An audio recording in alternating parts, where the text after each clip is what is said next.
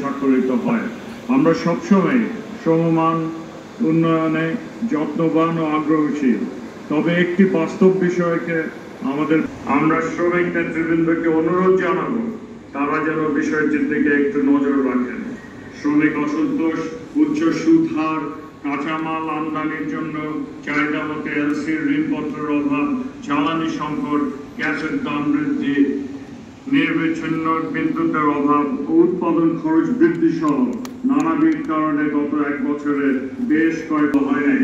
সেগুলিও হচ্ছে, সাথে সাথে সবকিছু তো সরকারের দোষ না, আমাদেরও দায়িত্ব। অভিজ্ঞ ব্যক্তি এবং আমাদের দৃঢ় বিশ্বাস আর আশা করি সম্মানিত উপস্থিতি, এবারে জাতীয় পেশাগত স্বাস্থ্য সেফটি দিবসের থিম স্লোগান নির্ধারিত হয়েছে শ্রমজীবী মানুষের অধিকার, বৈষম্যহীন বাংলাদেশের অঙ্গীকার।